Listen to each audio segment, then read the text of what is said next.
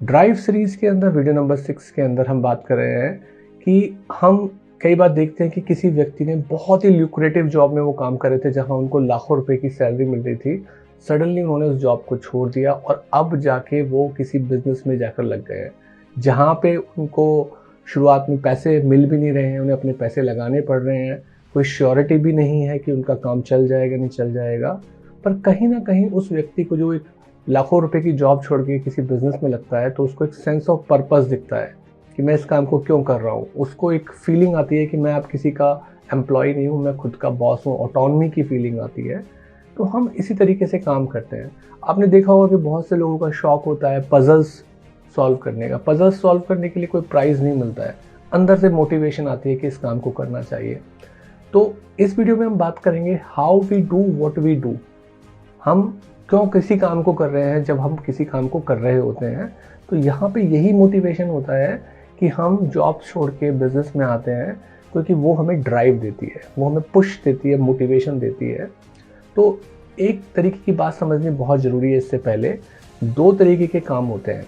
एक होते हैं एल्गोरिथमिक काम, जहाँ पे एक सेट ऑफ इंस्ट्रक्शंस होती है कि आप जाओगे, जैसे किसी रेसिपी को बनाना है कि आप जाओगे, इतना सामान ये डालोगे, उसके ऊपर इतना ये डालोगे और वो रेसिपी तैयार हो जाएगी। ये एल्गोरिथमिक काम है कि वो SOP standard procedure, operating procedure आप किसी भी व्यक्ति को देंगे तो वो सेम तरीके से उस चीज़ को कर सकता है। तो यहाँ आपको खुद काम करने की ज़रूरत नहीं है। अगर आपको काम बड़ा करना है, आप किसी को भी हायर करिए, उसको बता दीजिए कि ये एल्गोरिथमिक स्टेप है कि पहले ये करो, फिर ये करो, फिर ये करो और ये काम हो जाएगा। वो कोई भी कर सकता है। दूसरे तरीके के काम होते हैं ह्यूरिस्टिक टास्क। ये उससे जस्ट अपोजिट है। यहाँ कोई एल्गोरिदम नहीं है। यहाँ पे आप एक्सपेरिमेंट कर रहे हैं कुछ नया बनाने के लिए, कुछ नया सॉल्यूशन करने के लिए। तो इसको एक एग्जांपल से समझते हैं कि अगर किसी स्टोर में आप काम कर रहे हैं तो आप किसी भी सड़क से उठा के व्यक्ति को उठा के उसको समझा सकते हैं कि भाई ये काम करना है, यहाँ सफाई करनी है, यहाँ इस तरीके से करना है। वो व्यक्ति कर सकता है।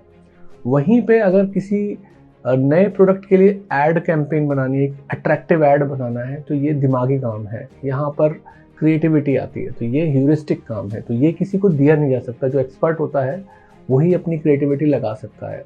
तो रूटीन वर्क जो भी होते हैं एल्गोरिथमिक टास्क होते हैं। आप देखेंगे कि बहुत सारे काम ऐसे हैं जो एल्गोरिथमिक हैं, बिल्कुल मैकेनिकल काम है। तो वहाँ पे आप किसी को भी हायर करके उस काम को करा सकते हैं और कंपनी यही काम करती है कि उन एल्गोरिथमिक काम के लिए लोगों को हायर करती हैं।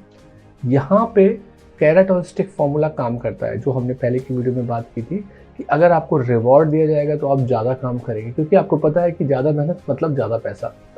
और यहाँ पर रिवॉर्ड के साथ पनिशमेंट भी काम करता है। अगर आपके बॉस ने आपको बोल दिया कि अगर आपने सैटरडे इवनिंग तक इस काम को ख़त्म नहीं किया तो आपकी सैलरी में से इतना कट जाएगा, तो भी उस मोटिवेशन से आप काम कर सकते हैं क्योंकि सब कुछ बिल्कुल डिफाइंड है कि इतने घंटे काम करना है, दिमाग लगाना नहीं है, फटाफट करना है, हो जाएगा।